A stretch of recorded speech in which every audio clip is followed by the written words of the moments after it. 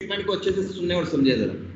कहते हैं एक पॉइंट चार्ज क्यू है, उसको रिलीज किया एक इलेक्ट्रिक फील्ड में, और जो इलेक्ट्रिक फील्ड की जो लाइंस हैं और जो चार्ज की फील्ड है they are pointing in the same direction. ये देखें, कह रहे हैं is release in a non uniform electric field with field lines pointing in the same direction. दोनों की जो इलेक्ट्रिक फील्ड है वो सेम डायरेक्शन में है।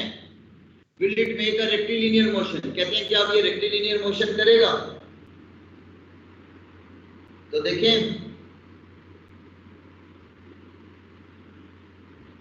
अब जो ही हम उसको रिलीज करेंगे उस इलेक्ट्रिक फील्ड के अंदर, तो दोनों एक दूसरे को रिपेल करेंगे। जब दोनों एक दूसरे को रिपेल करेंगे तो वो क्या करेगा, वो उसी फील्ड में मूव कर जाएगा। जैसे ये देखिए, यहाँ पे हमने उसको रिलीज किया, ये उसको रिपेल करेगा। ये जो डायरेक्शन है इलेक्ट्रिक फील्ड की, इसी डायरेक्शन में वो क्या करेगा, एक स्ट्रेट लाइन में वो मूव कर देगा। So yes, it will make a rectilinear motion. अच्छा, क्वेश्चन आपको चेंज भी करके दे सकते हैं। ये भी आपको कहा जा सकता है कि ये जो पॉइंट चार्ज है इसके बारे में देखें, वैसे हमें बताया तो नहीं जा रहा ना कि ये पॉजिटिव है या नेगेटिव। तो अगर ये नेगेटिव भी हो तब भी होनी रेक्टिलिनियर मोशन है। अगर आप यहाँ पे नेगेटिव चार्ज भी रिलीज कर दें तो तब भी वो आएगा स्ट्रेट लाइन में, या तो इसकी तरफ अट्रैक्ट हो जाएगा, पॉजिटिव होगा तो इसकी तरफ रिपेल हो जाएगा, बट करेगा रेक्टिलिनियर मोशन, जाएगा स्ट्रेट लाइन में। Question number 3, what is the relationship between voltage and energy? More precisely, what is the relationship between potential difference and electric energy? जरा दोबारा से क्वेश्चन समझना है। कह रहे हैं what is the relationship between volt and energy? Volt के क्या unit, voltage and energy. Voltage के क्या यूनिट थे, वोल्ट। एनर्जी के क्या यूनिट थे, जूल। अब जरा याद करें, हमने एक एक्सप्रेशन पढ़ा था, V is equal to W by Q, electric potential difference. Electric potential difference में हमने क्या पढ़ा था, delta V is equal to delta W by Q, और इलेक्ट्रिक पोटेंशियल किसके इक्वल था, V is equal to W by Q। तो electric potential के क्या यूनिट थे, वोल्ट। वर्क के क्या यूनिट थे, जूल। वर्क किसको रिप्रेजेंट कर रहा था, एनर्जी को। V किसको रिप्रेजेंट कर रहा था, इलेक्ट्रिक पोटेंशियल को। तो दोनों के दरमियान हमें रिलेशन मिल गया, एनर्जी के दरमियान भी रिलेशन मिल गया, वोल्टेज के दरमियान भी रिलेशन मिल गया। वोल्टेज के क्या यूनिट होते हैं, वोल्ट ही तो होते हैं, और इलेक्ट्रिक पोटेंशियल के भी यूनिट वोल्ट है। आगे देखिए, वो इसी को कह रहे हैं, more precisely what is the relationship between potential difference and electric potential energy. Electric potential energy आप जरा देखिए, वो हम क्या कहते थे, वो जो वर्क हम करते थे V is equal to W by Q, वो जो वर्क हम करते थे वो हमें किस फॉर्म में मिलता था, इन the form of electric potential energy. तो देखिए आगे उन्होंने अपनी बात को और क्लियर कर दिया कि वो किस रिलेशन की बात कर रहे थे। What is the relationship between potential difference and electric potential energy. जरा ये देखें, ये लिखा हुआ relation, delta V is equal to WAB by Q not, WAB is equal to delta U। ये हमने कुछ किया था, हमने कहा था कि प्लेट्स हमने प्लेस की हुई हैं, दो अपोजिटली चार्ज प्लेट्स, उनके बीच में हम एक टेस्ट चार्ज को रिलीज करते हैं। The test charge will move toward the negative plate, but we will move it to the high potential, and how we will move it towards the high potential, we will give some energy to the charge. That energy will be given in the form of electric potential energy represented by delta U. So the work done in moving the charge from A to B will appear in the form of electric potential energy represented by delta U. So हमने क्या पढ़ा था, that electric potential is equal to work done per unit charge to move it against the electric field, and that work done will appear in the form of electric potential energy. So now we have derived a relation. Now we have a relation between the potential difference and electric potential energy. या हम ऐसे भी कह सकते हैं, we have a relation between voltage, देखिए voltage के भी यूनिट वोल्ट है, इलेक्ट्रिक पोटेंशियल के भी यूनिट वोल्ट है, and the energy delta U। Delta U क्या, इलेक्ट्रिक पोटेंशियल एनर्जी, एनर्जी के यूनिट क्या है, जूल। तो देखिए हमने दोनों के दरमियान जो रिलेशन है वो हम डिराइव कर चुके हैं।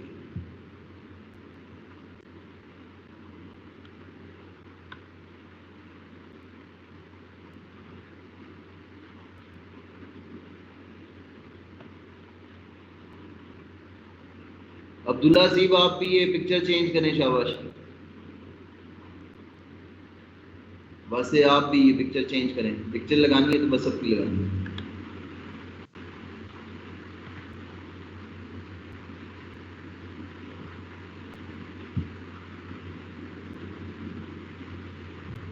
Voltages are always measured between 2 points. Why?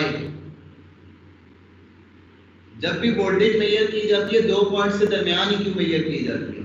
जैसे कैपेसिटर में देखें, जो प्लेट्स थी कैपेसिटर की, उसमें भी जो वोल्टेज थी दोनों प्लेट्स के दरमियान ली थी। इसी तरह जब हम किसी सर्किट की बात करते हैं तो जब हम वोल्टेज कंसीडर करते हैं it is always taken between 2 points. तो क्या रीजन है इसकी, क्यों हम वोल्टेज को कंसीडर करते हैं बिटवीन 2 पॉइंट्स?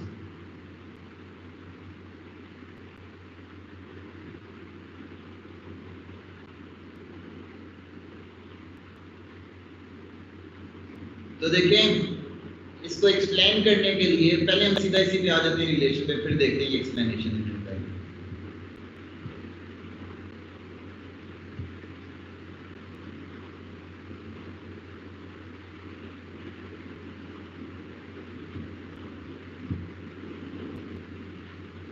यहाँ पे हमने क्या लिखा है, delta V is equal to WAB by Q naught. Potential हमारे पास, पोटेंशियल डिफरेंस किसके इक्वल होता है, वर्क डन पर यूनिट चार्ज। अब जो वर्क होता है, वर्क हमारे पास फर्दर किसके इक्वल होता है, product of force and displacement. ये जो वर्क होता है किसके इक्वल होता है, अच्छे से सुननी है ये बात सबने। Work is equal to the product of force and displacement. अब जो डिस्प्लेसमेंट है, displacement is always taken between 2 points. इसका मतलब है जब डिस्प्लेसमेंट 2 पॉइंट्स के दरमियान है तो वर्क भी 2 पॉइंट्स के ही दरमियान होता है। तो अगर वर्क 2 पॉइंट्स के दरमियान आप लेते हैं तो पोटेंशियल भी आपको उन्हीं 2 पॉइंट्स के दरमियान ही लेना पड़ता है। दोबारा से ये बात सुन लें, voltages are always measured between 2 points. Why? जब भी हम किसी सर्किट की बात करते हैं तो हमेशा जो वोल्टेज होती है उसको 2 पॉइंट्स के दरमियान कंसीडर किया जाता है, या जो इलेक्ट्रिक पोटेंशियल होता है उसको 2 पॉइंट्स के दरमियान कंसीडर किया जाता है। तो इसकी रीजन ये है, इसकी रीजन ये है कि जो पोटेंशियल डिफरेंस है हमारे पास, this is equal to WAB by Q naught. जो वर्क है हमारे पास, work is equal to the product of force and displacement. Work depend किस पे कर रहा है, फोर्स एंड डिस्प्लेसमेंट पे। And the displacement is always taken between 2 points. जब डिस्प्लेसमेंट हम 2 पॉइंट्स के दरमियान ले रहे हैं तो इलेक्ट्रिक पोटेंशियल, तो वर्क इसका मतलब है 2 पॉइंट्स के दरमियान हुआ, तो इलेक्ट्रिक पोटेंशियल भी हमें 2 पॉइंट्स के दरमियान ही देगा। जरा यहाँ भी देखते हैं इन्होंने क्या एक्सप्लेनेशन दी है। The potential difference between 2 points है the work done in bringing a unit positive charge from one point to another against the direction of electric field by keeping electrostatic equilibrium. The work is stored in the form of potential energy which is a relative quantity. ये जो जब भी हम 2 points के दरमियान किसी चीज को कंसीडर करते हैं ना, तब हम ये कहते हैं रिलेटिव क्वांटिटी। तो आप चाहे एक्सप्लेनेशन इससे दे दें, मैंने आपको थोड़ी ज्यादा ब्रीफली एक्सप्लेन कर दिया कि जो वर्क होता है it is equal to product of force and displacement. Displacement is taken between 2 points, so this means we will consider the work between 2 points. So if the work is taken between 2 points, the potential will also be considered between 2 points. जी यहाँ तक जो हमने question किया, अगर इससे related आपको कोई भी कंफ्यूजन है तो हैंड रेज करें। बुक आपके पास होनी चाहिए। कोई भी कंफ्यूजन है तो आप हैंड रेज कर सकते हैं, आप क्वेश्चन टाइप कर सकते हैं, फिर हम जो नेक्स्ट क्वेश्चन है उनकी तरफ मूव करेंगे। सर ये कौन सी की बुक है, हम भी यही लें? हाँ, ये की बुक कौन सी है सर, हम भी यही वाली लें? यार की बुक लेने की जरूरत है, वैसे तो मैं आपको करवा देता था, अभी ये मिल जाएंगे आपको जब इमेजेस की जरूरत है। नहीं वैसे है बहुत, रख लो अपनी आसानी के लिए, कोई आप लेते हो बेशक। स्कॉलर की है ना सर, स्कॉलर की जी। और किसी स्टूडेंट का टॉपिक से रिलेटेड कोई भी क्वेश्चन है तो हैंड रेज करें।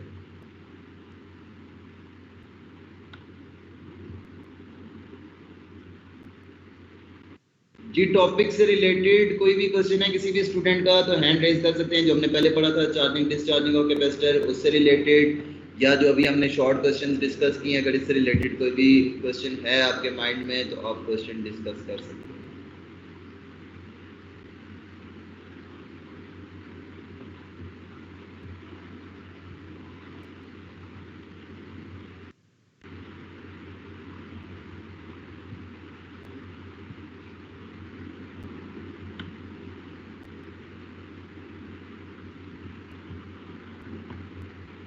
अच्छा, नेक्स्ट क्वेश्चन की तरफ अब हम मूव कर रहे हैं।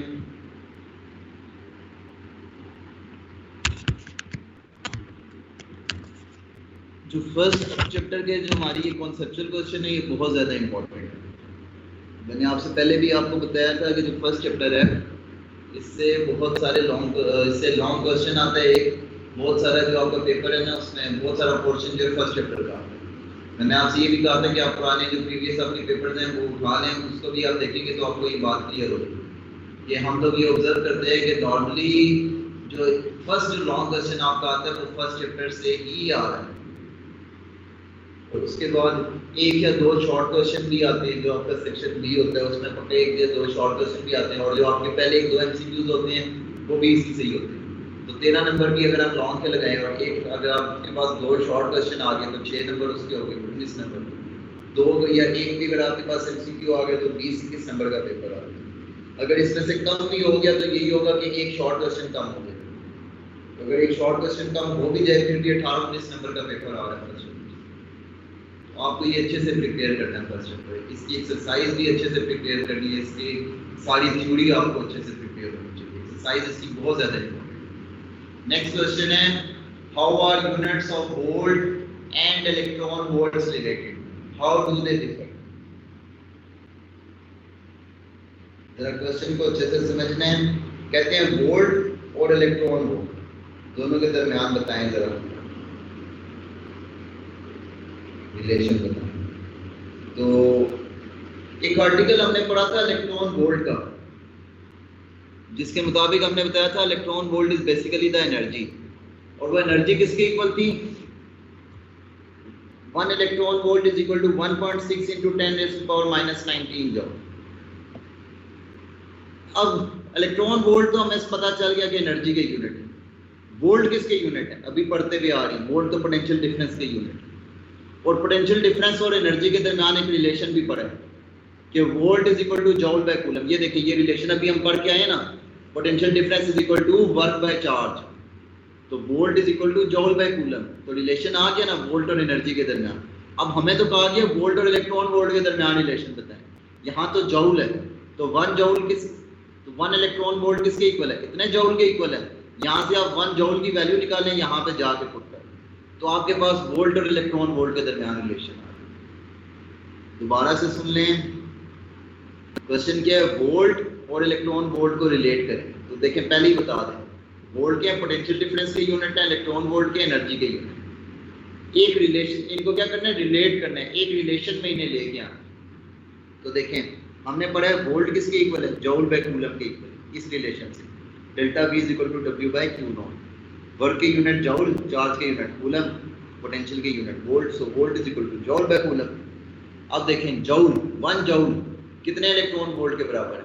तो 1 जूल किसके इक्वल है? 1 electron volt divided by 1.6 into 10⁻⁻19। यहाँ उठा के 1 जूल की जगह ये वैल्यू पुट कर दें, यहाँ से 1 जूल की वैल्यू निकालें, उठा के यहाँ पर पुट कर दें, तो वोल्ट और इलेक्ट्रॉन वोल्ट के दरमियान रिलेशन आ गया।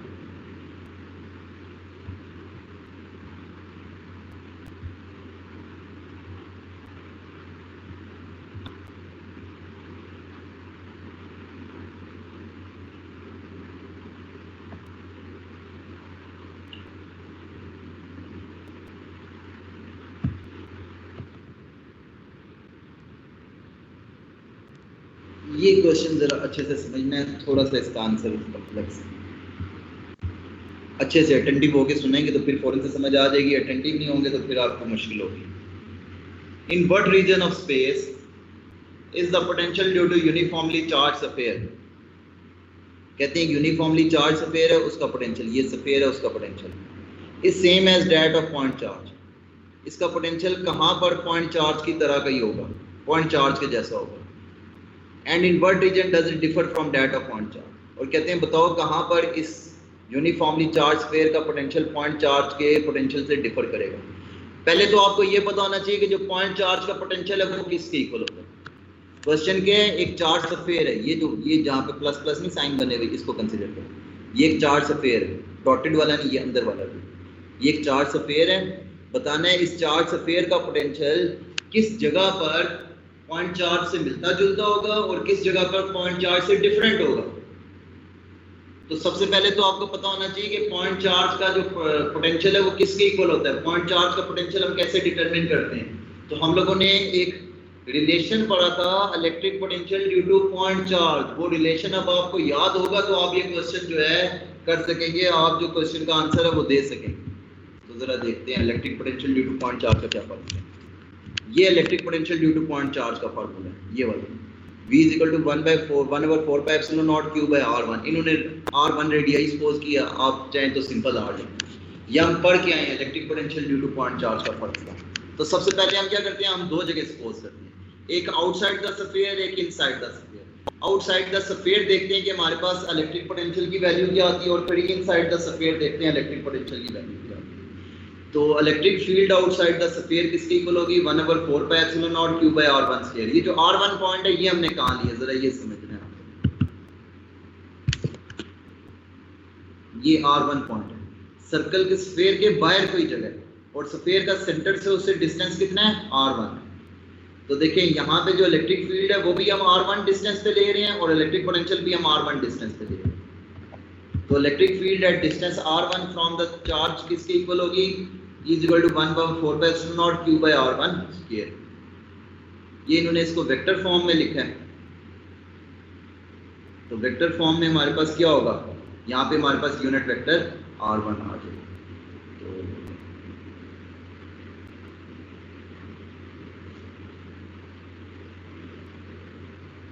अच्छा,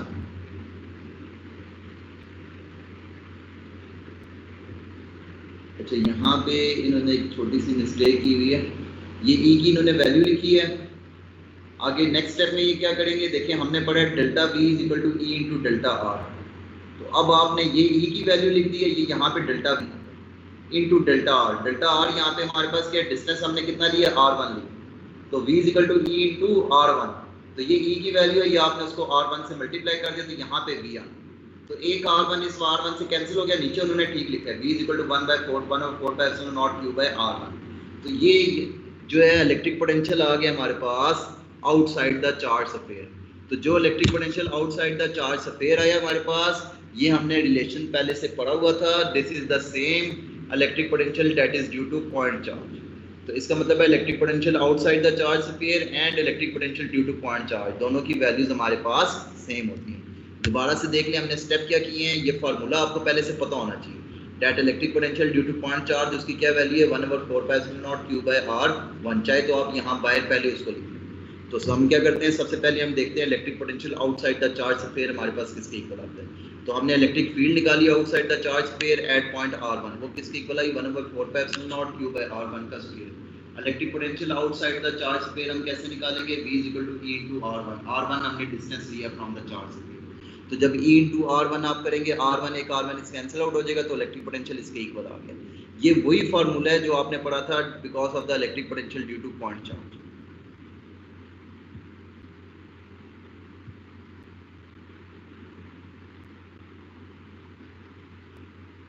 जी कर देते हैं रिपीट, एक बार कंप्लीट होने दें फिर रिपीट कर देते हैं। तो ये वही फार्मूला है जो आपने पढ़ा था because of the electric that was electric potential due to point charge. तो हम कह देंगे this is same as the potential due to point charge. Inside the sphere देखें, आउटसाइड द स्फीयर आपने पॉइंट r1 कंसीडर किया था, inside the sphere आप कोई पॉइंट r2 कंसीडर कर। ये देखें, ये स्फीयर है, ये उसके अंदर एक पॉइंट है r2। तो इनसाइड द स्फीयर हमने क्या पढ़ा था, इनसाइड द स्फीयर हमारे पास इलेक्ट्रिक फील्ड किसके इक्वल होगी, 1/4 pi epsilon naught q by r2 का स्क्वायर। अब क्योंकि इनसाइड द स्फीयर तो चार्ज की वैल्यू 0 है, q की वैल्यू 0 है। तो जब q की वैल्यू 0 होगी तो इलेक्ट्रिक पोटेंशियल इलेक्ट्रिक फील्ड की वैल्यू 0 होगी। इलेक्ट्रिक फील्ड की वैल्यू 0 हुई तो इलेक्ट्रिक पोटेंशियल की वैल्यू 0 होगी, कांस्टेंट हो गया। दिस इज नॉट सेम, ये बस यहाँ तक आप करिए, नीचे वाला स्टेप नहीं करेंगे।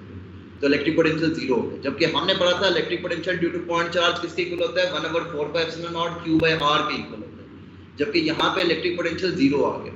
So outside the charge sphere the electric potential is same as that of point charge, but inside the charge sphere the electric potential is different as that of point charge।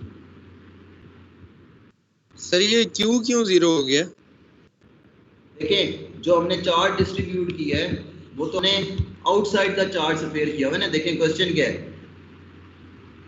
ये जो हमारे पास sphere है इसके outside हमने charge distribute किया हुआ, inside हमने charge distribute ही नहीं किया हुआ।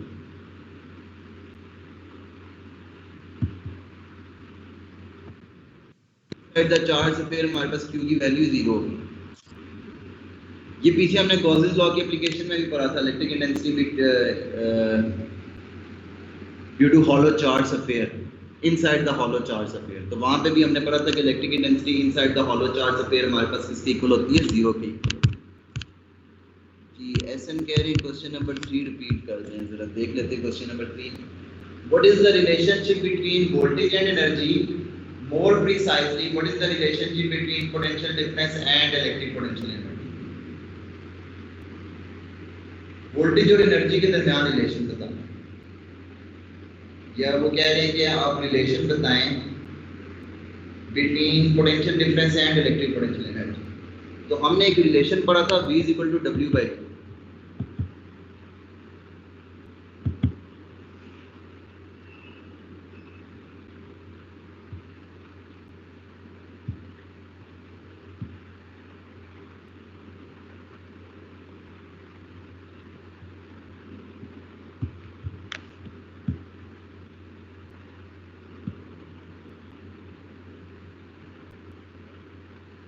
एक मिनट, वो गलती से क्लिक हो गया, फिर से बंद हो गया, दोबारा से।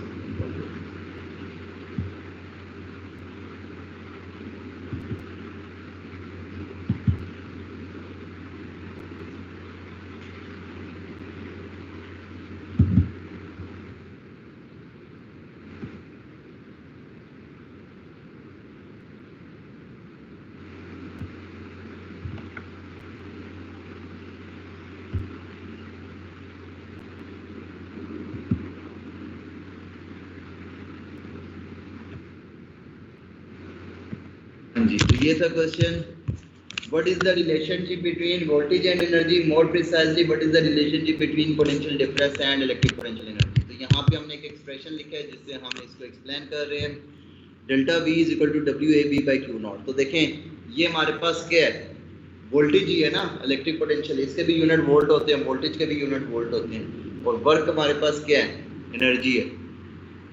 तो हमने वोल्टेज के दरमियान और एनर्जी के दरमियान एक रिलेशन, फिर वो कहते हैं मोर प्रिसाइजली, मतलब ज़्यादा एक्यूरेट क्या होगा कि आप रिलेशन निकालें between potential difference and electric potential energy. तो ये जो हमारे पास वोल्टेज जिसको हम कह रहे थे, ये बेसिकली हमारे पास क्या है, this is electric potential difference, और जो वर्क हम बता रहे हैं ये हमारे पास क्या है, the work done here is the work done here यहाँ पे हमारे पास है, it appears in the form of electric potential energy.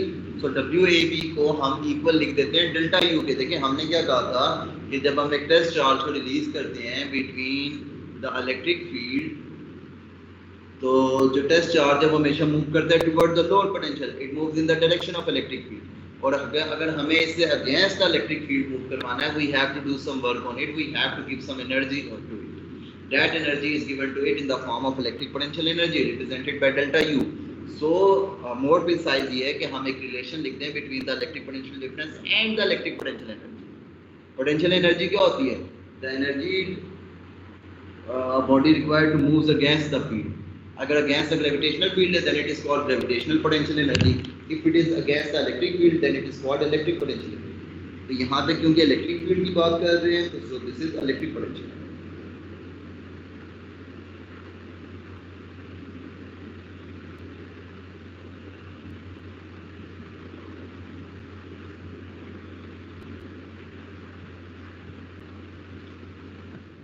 ये क्वेश्चन कहा जा रहा था कि एक बार रिपीट कर दें, इसको भी एक बार दोबारा से देख लेते हैं।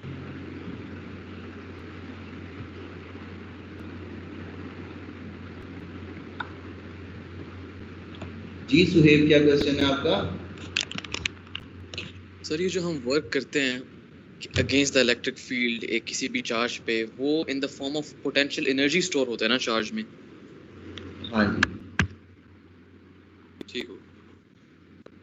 अगर अगेंस्ट द इलेक्ट्रिक फील्ड है तो electric potential energy, against the gravitational field है तो ग्रेविटेशनल पोटेंशियल एनर्जी। लेकिन अगेंस्ट द फील्ड अगर आप जा रहे हैं तो इसका मतलब है आप पोटेंशियल एनर्जी ले रहे हैं।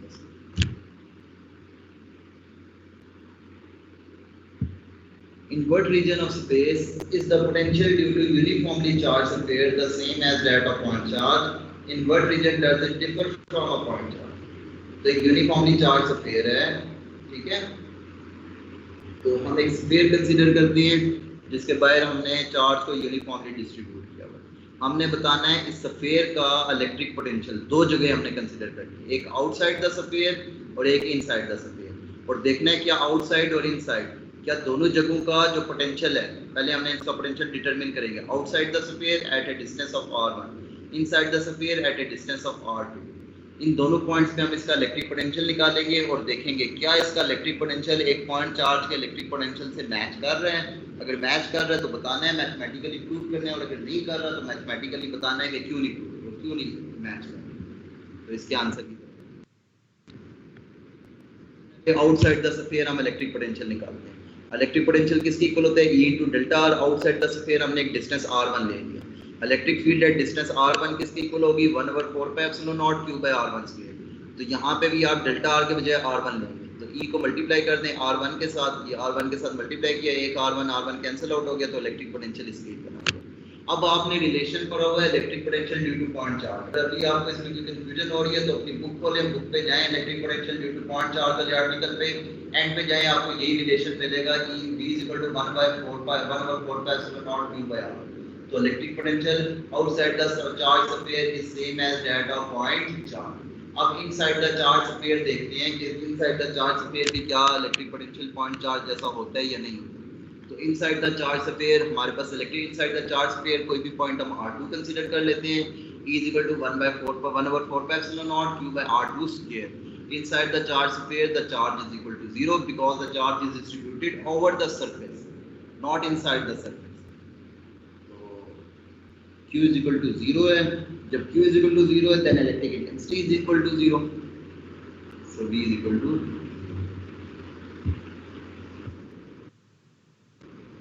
तभी अगर इक्वेशन के बजाय हम ये थ्योरेटिकली अगर बता दें उसको सब कुछ तो सही है।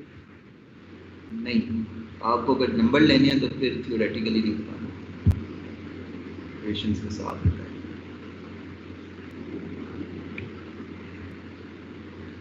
तो इसलिए आपको मार्क्स नहीं मिलेंगे उसके अच्छे, वो 1 नंबर आपको दे देंगे, बहुत ज़्यादा होगी तो 2 दे देंगे, इससे ज़्यादा नहीं आपको देंगे। आपको मैथमेटिकली बताना, एक्सप्लेनेशन ही सारी मैथमेटिकली है।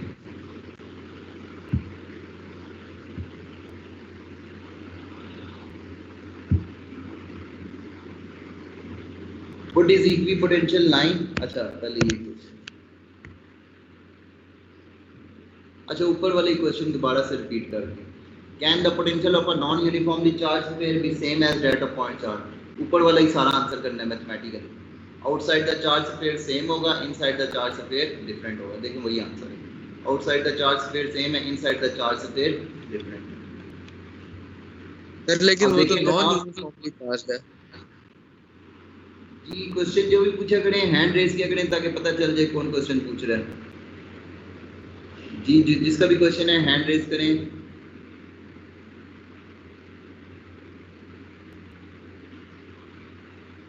जी सॉलिड सर, मैं कह रहा हूँ कि 7th क्वेश्चन जो है उसमें कहा हुआ है नॉन यूनिफॉर्मली चार्ज स्फीयर, तो वो उसका कैसे सेम होगा पहले वाले जैसा।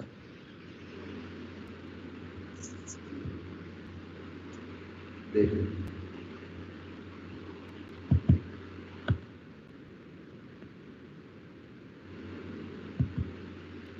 सही है। अच्छा नॉन यूनिफॉर्मली भी अगर हो ना तब भी एंड पे रिजल्ट हमारा यही है।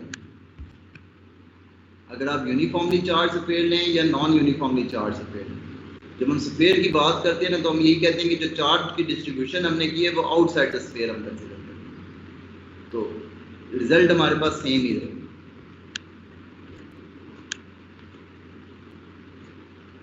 फिर ये होगा कि हम उसमें छोटे छोटे पॉइंट्स कंसीडर करेंगे, उन पॉइंट्स पे हमारे पास जो रिजल्ट है वो सेम ही आएगा। तो ये जो मैथमेटिकल एक्सप्लेनेशन ये वाली जो हमने की है ना, ये आपने करनी है और आपने कहना है कोई एक स्मॉल पार्ट हम कंसीडर कर लेते हैं जिसके डिस्टेंस r1 हम कंसीडर करते हैं, और उस पर हम देखेंगे कि हमारे पास जो इलेक्ट्रिक पोटेंशियल है वो बिल्कुल सेम है। उसी तरह से बस आपने इसका भी आंसर कर। अच्छा भाई नेक्स्ट क्वेश्चन है, what is equipotential line and equipotential surface. Equipotential line क्या होती है, इक्विपोटेंशियल सरफेस क्या होती है, इसके बारे में अभी आपने नहीं पढ़ा। पहले ये था एक आर्टिकल में, लेकिन आगे ये आना था शॉर्ट क्वेश्चन है, मैंने इसलिए नोट्स में इसका जिक्र उस वक्त नहीं किया था। ये यहाँ पे आगे यहाँ पे ज़्यादा अच्छे से एक्सप्लेनेशन। इक्विपोटेंशियल लाइन क्या होती है, कोई भी एक लाइन हो ना जिस पे हमारे पास पोटेंशियल की वैल्यू सेम हो, उसको इक्विपोटेंशियल लाइन कहते हैं। मैं आपको एग्जांपल दूँगा, ये चार्ज है, इससे इलेक्ट्रिक फील्ड लाइंस ड्रॉ कर रहे हैं, ये दो इलेक्ट्रिक फील्ड लाइंस को आपस में कंबाइन करने के लिए एक लाइन ड्रॉ की। This is equipotential line. अब देखें जो पोटेंशियल यहाँ पर है वही पोटेंशियल यहाँ पर। अगर आपको चार्ज को मूव करवाना होता है यहाँ से यहाँ की तरफ, तो आपको कोई भी एनर्जी नहीं रिक्वायर है, आपको वर्क नहीं करना पड़ता। चार्ज ने मूव करना करेगा नहीं, अगर पोटेंशियल डिफरेंस ही नहीं क्रिएट हुआ वो नहीं करेगा मूव। लेकिन अगर चार्ज मूव करेगा तो ना तो वो एनर्जी गेन करना ही एनर्जी लूज करता है। सिंपल हमारा कॉन्सेप्ट ये है। तो जब इक्विपोटेंशियल लाइन पे चार्ज मूव करे between two points, neither it gains the energy neither it loses the energy. तो इक्विपोटेंशियल क्या लाइन कौन सी है? A line on which two points have same potential, या लाइन हैविंग सेम पोटेंशियल। अब equipotential surface क्या है? आप बहुत सारी इक्विपोटेंशियल लाइंस को आपस में कंबाइन कर दो तो एक जो सरफेस ड्रॉ होती है उसको इक्विपोटेंशियल सरफेस कहते हैं। और जो इलेक्ट्रिक फील्ड लाइंस होती हैं they are always perpendicular to equipotential surface. देखें अब ये जो पूरी हमने सर्कुलर ड्रॉ किया ना, दिस इज इक्विपोटेंशियल सरफेस। जो इलेक्ट्रिक फील्ड लाइंस है वो क्या इक्विपोटेंशियल सरफेस के साथ परपेंडिकुलर है। बेसिकली क्या है, इक्विपोटेंशियल लाइन इक्विपोटेंशियल सरफेस का एक छोटा सा पार्ट है, सिंपल सी बात।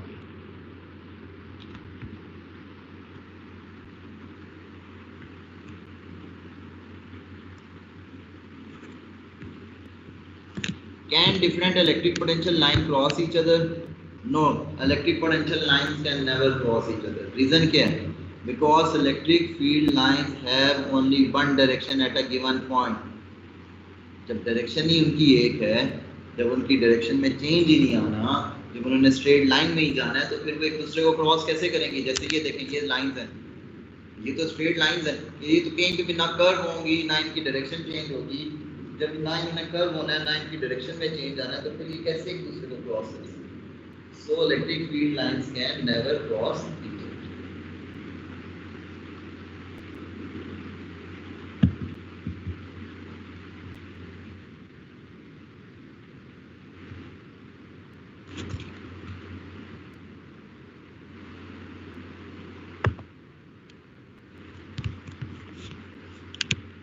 Water has a large dielectric constant, but it is rarely used in capacitor. Explain why. देखिए हमने बोला था कि जब भी हम किसी डाइलेक्ट्रिक को प्लेस करते हैं between the plates of a capacitor, the capacitance increases. और जो वाटर है उसकी डाइलेक्ट्रिक कांस्टेंट की वैल्यू भी लार्ज है। हमने क्या बोला था कि वो कैपेसिटेंस किस फैक्टर से इंक्रीज करती है? By factor of epsilon R. जो वाटर है उसकी हमारे पास लार्ज वैल्यू है एप्सिलॉन आर। तो फिर वाटर को हम क्यों नहीं यूज करते as a medium between the plates of a capacitor? तो उसकी क्या रीजन है वो जरा देखो। तो पहले तो जरा नीचे वाले पॉइंट्स देखें जो जरा सिंपल हैं। कहते हैं water can produce corrosion to the plates, plates को डैमेज कर दे। आयोनाइज द प्लेट्स और any salts within the capacitor. जो प्लेट जो कैपेसिटर है प्लेट्स की, देखिए वो भी तो हमने किसी मेटल से बनाई है ना। हम क्या कहते थे? मेटल प्लेट्स हैं हमारे पास। तो उनको डैमेज कर सकता है, उनको आयोनाइज कर सकता है, उनमें कोई भी सॉल्ट्स वगैरह उनके साथ रिएक्ट कर सकते हैं। ऊपर एक हमने रीजन लिखा है कि आपने केमिस्ट्री में इसके बारे में ज़्यादा डिटेल में पढ़ा होगा। तो water is a non polar dielectric. जो ही उसके ऊपर इलेक्ट्रिक फील्ड अप्लाई की जाती है वो फौरन से पोलराइज हो जाता है।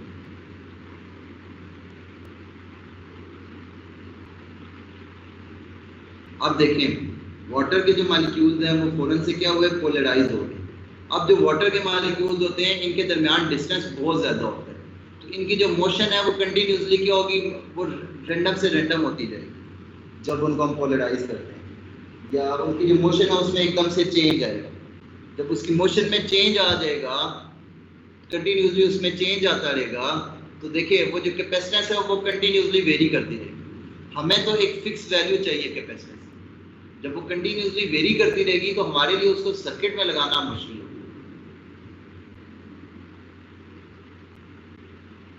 जी सुहेब, क्या क्वेश्चन है आपका? सर ये इक्विपोटेंशियल सरफेस के केस में जब कोई पोटेंशियल डिफरेंस ही नहीं एग्जिस्ट करेगा तो चार्ज मूव तो नहीं कर पाएगा।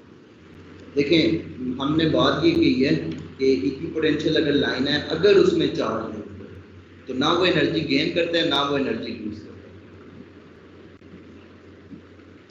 हम ये सपोज कर रहे हैं ना कि अगर सपोज लेट सपोज कि यहाँ पे चार्ज मूव कर रहे तो तो ना उसको एनर्जी गेन करनी है ना उसको एनर्जी लूज करनी है, क्योंकि पोटेंशियल डिफरेंस ही नहीं है। चार्ज एनर्जी गेन या लूज तब करता है जब पोटेंशियल डिफरेंस मौजूद है। जैसे एक पॉजिटिव चार्ज है, जब वो toward the high potential move करता है तो वो एनर्जी गेन करता है, उसे एनर्जी डिलीवर करनी पड़ती है। लेकिन जब वो toward the lower potential move करता है तो अपनी एनर्जी यूटिलाइज करता है, तब वो एनर्जी यूज करता है। तो ये हम सपोज कर रहे हैं कि अगर यहाँ पे चार्ज मूव करेगा तो ना तो वो एनर्जी गेन करेगा ना वो एनर्जी लूज करेगा। ठीक जी एसएन पूछ रहे हैं कि equipotential line and surface repeat कर दें। इक्विपोटेंशियल लाइन सिंपली हमारे पास एक ऐसी कोई भी लाइन हो दो पॉइंट्स के दरमियान जहाँ पे हमारे पास इलेक्ट्रिक पोटेंशियल की वैल्यू जो है वो सेम। बहुत सारी इक्विपोटेंशियल लाइंस को आप आपस में मिला दें तो एक सरफेस बन जाएगी जिसको इक्विपोटेंशियल सरफेस है। तो एक ऐसी लाइन जिसके ऊपर इलेक्ट्रिक पोटेंशियल की वैल्यू कांस्टेंट हो या सेम हो उसको इक्विपोटेंशियल लाइन कहते हैं, और इक्विपोटेंशियल लाइंस को आपस में मिला दें तो जो सरफेस बनती है उसको इक्विपोटेंशियल सरफेस कहते हैं। बस सिंपल सा कॉन्सेप्ट।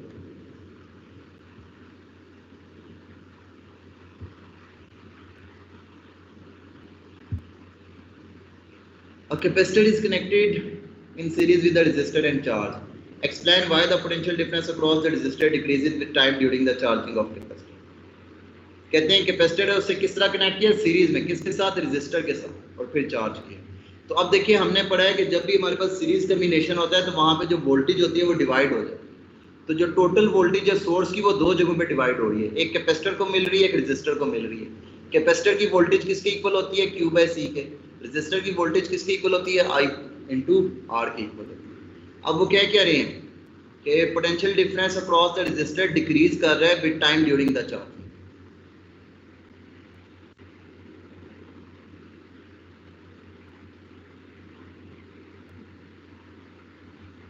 अच्छा अब देखें जो टाइम गुजर रहा है तो हम ये नोटिस करेंगे जो चार्ज स्टोर होना कैपेसिटर है उसकी वैल्यू इंक्रीज कर रही है। तो जब चार्ज स्टोर होना कैपेसिटर की वैल्यू इंक्रीज कर रही है तो वोल्टेज अक्रॉस द कैपेसिटर जो है वो इंक्रीज कर रही है। अब देखें इन दोनों में से इसकी वैल्यू इंक्रीज कर रही है, तो अब जो इनका सम है वो तो इक्वल तो इसी की रहना ना। अगर हमने इनिशियली यहाँ पे 10 वोल्ट प्रोवाइड किए तो इनका सम इक्वल टू 10 वोल्ट ही आना चाहिए। ऐसे तो नहीं होगा कि इसकी वैल्यू इंक्रीज करते करते होगी है 8 वोल्ट पे चलेगी और इसकी वैल्यू अगर इनिशियली 2 वोल्ट थी तो 2 वोल्ट ही है, या इसकी वैल्यू इंक्रीज करते करते 15 वोल्ट पे चली जाए। ऐसे नहीं हो सकता, इनका सम हमेशा रहना इक्वल टू 10 वोल्ट ही है, equal to the source voltage ही रहना। तो अब देखिए कैपेसिटेंस की वोल्टेज कंटिन्यूअसली इंक्रीज कर रही है, इसका मतलब है दूसरी तरफ से रेजिस्टर की वोल्टेज जो है वो डिक्रीज करेगी, तभी तो जाके जो इनका सम है equal to the source voltage आएगा।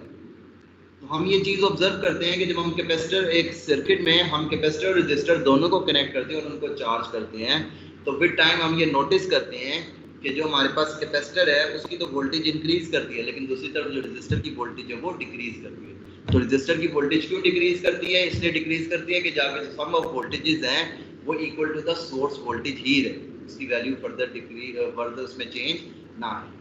Sketch the graph of potential difference across the time for charging and discharging of capacitor. ये डिस्कस हम कर चुके हैं। This is the charge for the graph for the charging of capacitor. This is the graph for the discharging of capacitor. Compare the formulas for capacitor in series and parallel with those for resistor in series and parallel. ये आप पहले पढ़ चुके हैं, series combination of resistor, parallel combination of resistor. Series combination ये capacitor का series combination और resistor का series combination उनको आपस में compare किया है।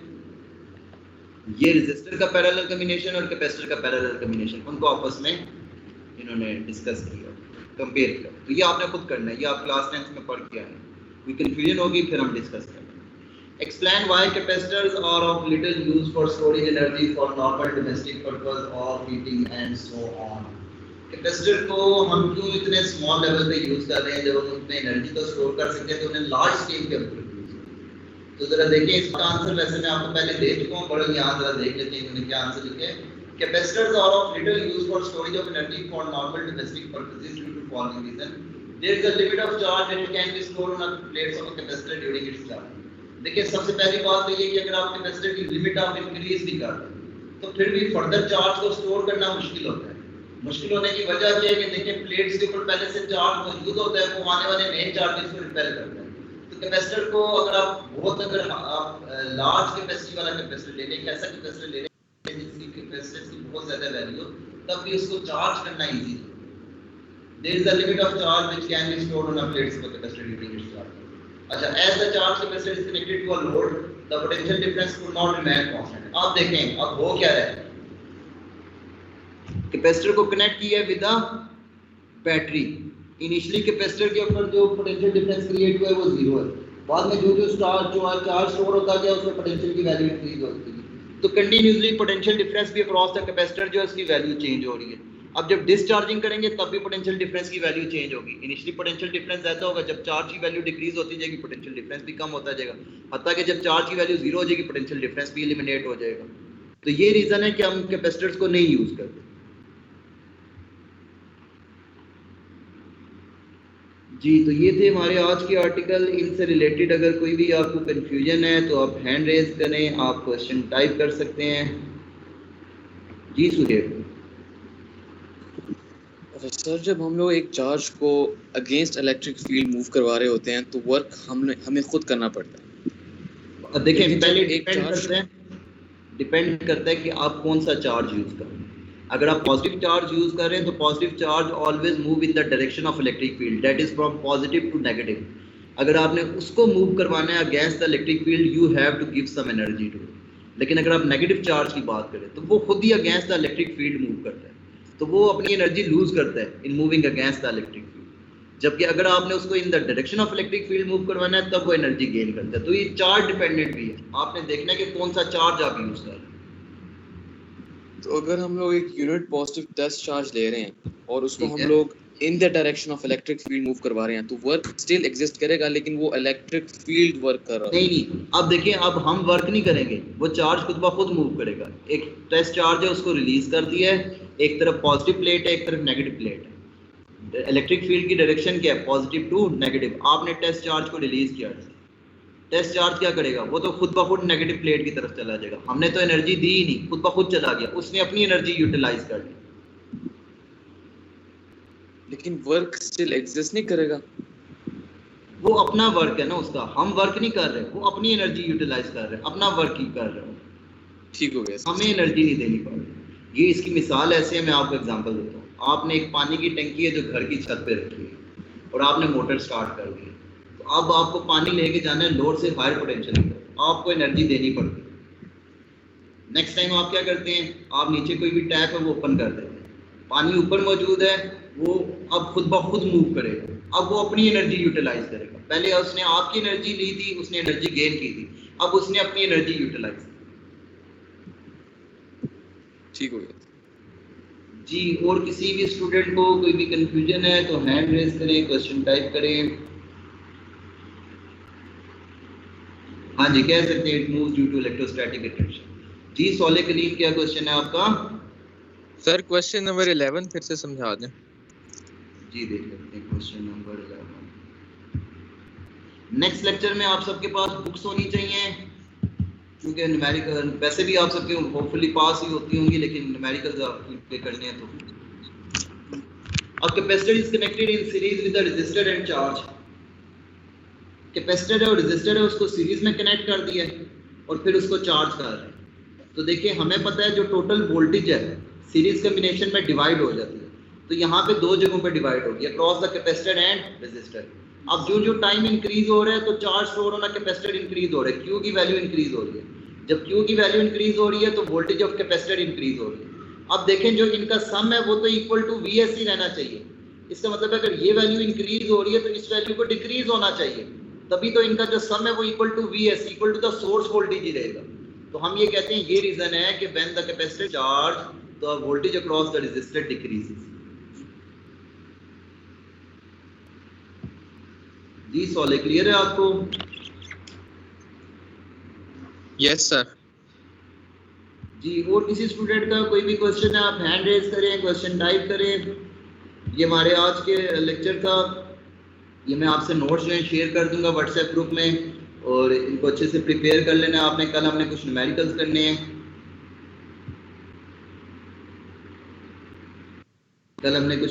करने हैं, हम वो डिस्कस करेंगे। और बुक्स आप सबके पास होनी चाहिए, नोट बुक्स भी कल आप सबके पास होनी चाहिए।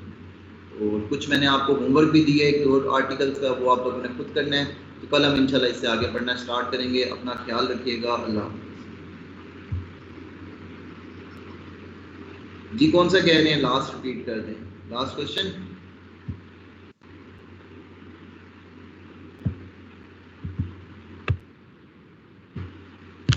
कहते हैं why capacitors are of little use for storage of energy, कि उसको इतने कम लेवल पे हम क्यों यूज करते हैं, उसको हाई लेवल पे हम क्यों नहीं यूज कर रहे। तो उसकी वजह ये है कि देखें, एक तो पोटेंशियल कांस्टेंट नहीं रहता प्लेट्स के ऊपर, आप इनिशियली चार्ज को स्टोर कर रहे हैं, इनिशियली पोटेंशियल जीरो है, चार्ज आपने स्टोर करना शुरू किया, पोटेंशियल इंक्रीज होता गया।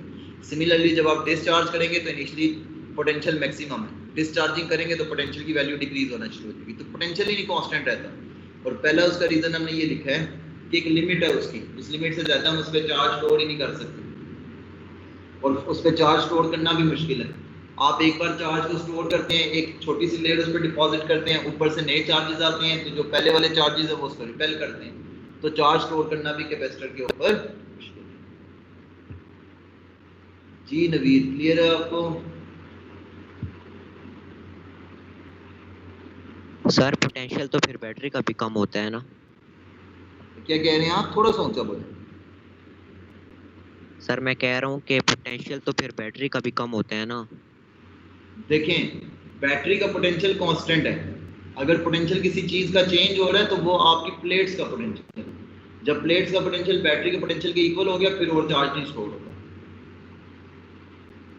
बैटरी के पोटेंशियल पे तो फर्क ही नहीं पड़ता, वो तो कांस्टेंट रहता है, पोटेंशियल सिर्फ और सिर्फ कैपेसिटर का चेंज होता है।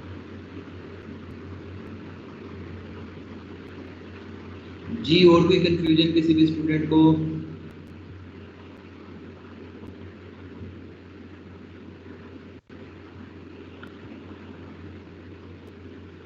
कल हम इंशाल्लाह इससे आगे कंटिन्यू करेंगे। अपना ख्याल रखिएगा। अल्लाह हाफ़िज़।